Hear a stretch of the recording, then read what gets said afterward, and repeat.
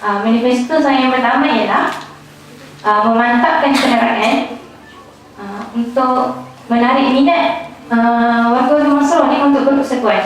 Sebab Pak kata Kak Hawa tadi, kita ada kekurangan dari segi sudut penerangan, betul tak? Maksudnya, contoh, saya buat contoh lah. Live. Apa program live ni sebenarnya? Faham tak? Dari sudut apa sebenarnya live tu, jom ni. Saya bawa mudah contohnya, bagi saya lah, saya suka mengkaji sejarah. Jadi saya kaji sejarah PCN sendiri. Bila saya perhatikan, generasi-generasi terdahulu, dia punya pemikiran sangat mantap. Bagi saya sistem semua dah ada, tinggal kita je nak memperkasakan benda tu. Blog dah ada, cerita pun ada. Apa lagi yang ada? Saya rasa semua benda lah agak mantap dah Masrah ni. Cuma ni dari segi sudut nak memberi penerangan dan melaksanakan dan menyebar luaskan benda tu agak kurang. Jadi bagi saya lah, kefahaman ni dia akan lebih jelas, dia akan lebih mantap bila penerangan tu diberikan dengan jelas. Contohnya berkaitan Islam kan. Saya buat contoh Islam.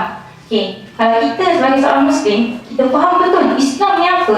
Kalau kita dicampakkan, tiba-tiba kena handle program sukan.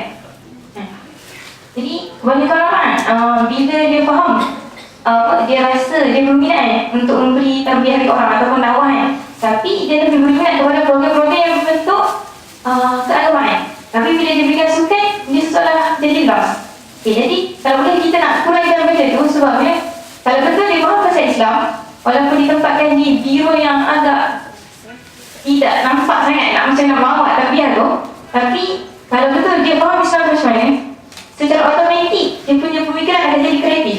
Sebab itulah manifesto saya kedua ingin menjana pemikiran yang kreatif, kritis dan inovatif. Bagi memberikan orang ni lebih dekat dengan Islam dan perubatan itu sendiri.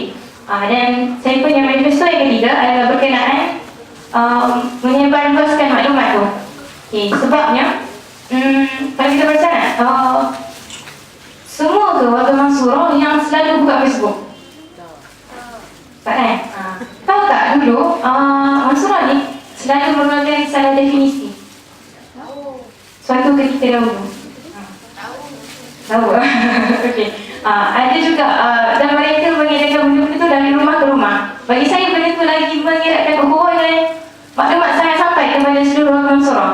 Nampak dari situ. Bahkan tadi lah lebih mendekati semua orang untuk mengeratkan ukhuwah itu sendiri.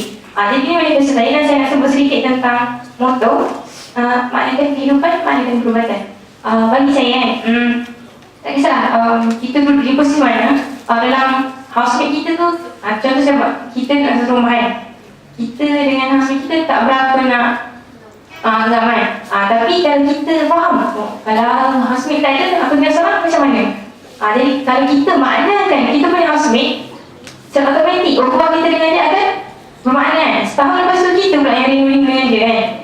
Nak cakap dia bahawasanya perubatan ni akan bermakna kalau kita yang maknakan dia. Sama juga dengan kita punya kehidupan kan. Dia akan bermakna kalau kita memaknakannya, dan lebih bermakna kalau kita maknakan dia bersama. Jadi saya akhiri saya punya penerangan tentang manifesto dan motto. Jadi ada sebarang persoalan. Saya lebih suka kepada soalan, saya lebih suka kepada gerak kerja. Sebab saya bimbang juga kadang-kadang kita kencang dalam berbicara, tapi kita agak kurang dalam bergerak kerja. Saya cukup bimbang benda itu terjadi pada saya. Ada soalan?